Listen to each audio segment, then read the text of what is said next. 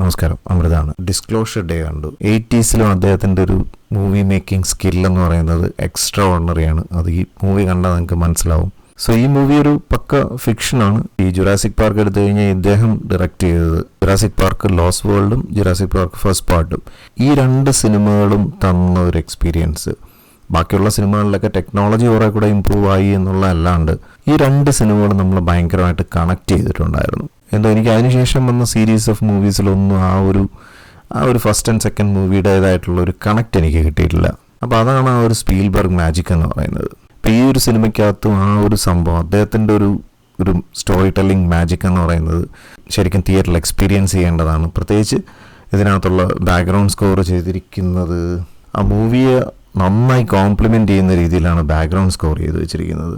ഇത് രണ്ടുപേരും കൂടി ചേർന്നാണ് എഴുതിയിരിക്കുന്നത്, David Koepp and Steven Spielberg. So Emily Blunt, Josh O'Connor, അയാളെ വേറെ മൂവീസിലൊന്നും കണ്ടിട്ടില്ല.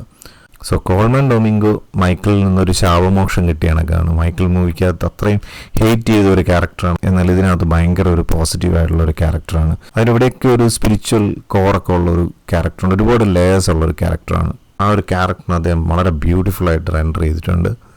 ഞാനിതിൻ്റെ ട്രെയിലറൊന്നും കാണാതെ കണ്ടുകൊണ്ട് തന്നെ ഈ സിനിമയ്ക്കകത്തൊരു ഭയങ്കര ഒരു എക്സൈറ്റിംഗ് ഫാക്ടർ ഉണ്ടായിരുന്നു.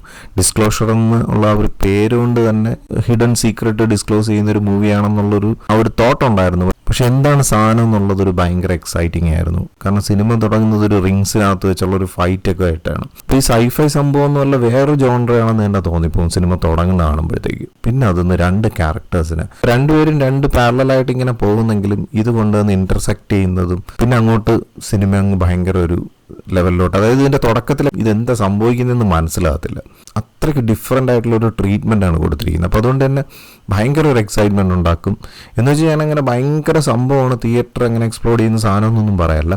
എങ്കിലും ഈ സാധനത്തിനകത്തൊരു സ്പീൽബർഗ് മാജിക് ഉണ്ട്. അത് നമുക്ക് ത്രൂ ഔട്ട് മൂവിയിൽ എക്സ്പീരിയൻസ് ചെയ്യാനുണ്ട്. പിന്നെ എന്താണ് സംഭവം എന്നുള്ളത് പറഞ്ഞു കഴിഞ്ഞാൽ, അതായത് ഈ മൂവിയുടെ കോണ്ടന്റിൽ തൊട്ട് എന്തെങ്കിലും പറഞ്ഞു കഴിഞ്ഞാൽ പിന്നെ നിങ്ങൾക്ക് ആ സിനിമയുടേതായിട്ടുള്ള ഒരു എക്സൈറ്റ്മെൻറ്റ് നിങ്ങൾക്ക് കിട്ടത്തില്ല. അപ്പോൾ അതുകൊണ്ട് തന്നെ എനിക്ക് ഈ മൂവി ഒത്തിരി വർക്കായി. ഇത് കാണുന്നെങ്കിൽ ആറ്റിങ്ങൽ വർക്കല ഈ രണ്ട് ലൊക്കേഷൻസിൽ നല്ല തിയേറ്റേഴ്സ് ഉണ്ടായിട്ട് അവരാരും ഇത് എടുത്തിട്ടില്ല. ഞാൻ തപസ്യയിലെങ്കിലും എക്സ്പെക്ട് ചെയ്തതാണ്, പക്ഷേ ഡ്രീംസിൽ മാത്രമേ ഉള്ളൂ. ഡ്രീംസിലെ സൗണ്ട് സിസ്റ്റം, ആ ഒരു സൗണ്ടിങ്ങിൽ ഈ ഒരു മൂവി ഒരു ഡിഫറെൻ്റ് എക്സ്പീരിയൻസ് തന്നെയാണ്. എനിക്ക് അതിശയം തോന്നുന്നുണ്ട് ഇത്രയും 80ാമത്തെ വയസ്സിലും ഈ സ്പീൽബർഗ് എന്ന് പറയുന്ന മനുഷ്യന് ന്യൂ ജനറേഷൻ ഡയറക്ടേഴ്സിനെയൊക്കെ വെല്ലുന്ന രീതിയിൽ അത്രയും അഡ്വാൻസ്ഡ് ടെക്നോളജി, ഇപ്പോൾ ഡ്രോൺ ഷോട്ട്സ് ഒക്കെ എക്സ്ട്രീമായിട്ടുള്ള കുറേ ഡ്രോൺ ഷോട്ട്സ് ഈ മൂവിക്കകത്തുണ്ട്. എക്സ്ട്രീം ഡ്രോൺ ഷോട്ട്സ് എന്ന് പറഞ്ഞാൽ ഭയങ്കര ഉയരത്തിൽ നിന്ന് ക്യാപ്ചർ ചെയ്യുന്നതൊന്നുമല്ല, മറിച്ച് ക്രെയിൻ ഓപ്പറേറ്റ് ചെയ്യുന്നതെന്ന് നമുക്ക് തോന്നുന്ന രീതിയിൽ എന്നാൽ ഹൈ സ്പീഡ് ഡ്രോൺസ് ആണ് യൂസ് ചെയ്തത് ക്യാപ്ചർ ചെയ്തിരിക്കുന്നത്.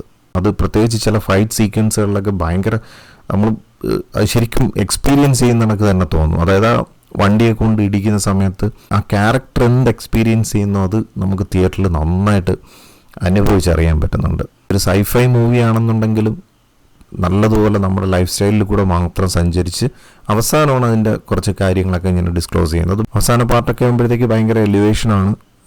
എന്ന് വെച്ചാൽ ഭയങ്കര തിയേറ്ററിൽ അങ്ങനെ ഒരു ഹൈ കൊടുക്കുന്ന രീതിയിലല്ല, എങ്കിലും ഒരു യൂണിവേഴ്സൽ ഹ്യൂമാനിറ്റി എന്ന് പറയുന്ന, അല്ലെങ്കിൽ ഒരു മനുഷ്യരാശിയുടെ ഇടയിലെ നമുക്ക് ഹ്യൂമാനിറ്റി എന്ന് പറയാൻ പറ്റത്തുള്ളൂ. പക്ഷെ അതിനപ്പുറത്തേക്കൊരു യൂണിവേഴ്സൽ ഇമോഷൻ, ആ ഒരു പ്രപഞ്ചത്തോട് കണക്ട് ചെയ്യുന്ന ഒരു ഇമോഷൻ മൂവിയുടെ അവസാനമൊക്കെ കൊണ്ടുവന്ന് അങ്ങനെ എൻഡ് പോർഷനിലൊക്കെ ഉണ്ട്. സോ മസ്റ്റായിട്ട് തിയേറ്ററിൽ പോയി എക്സ്പീരിയൻസ് ചെയ്യേണ്ട ഒരു മൂവി.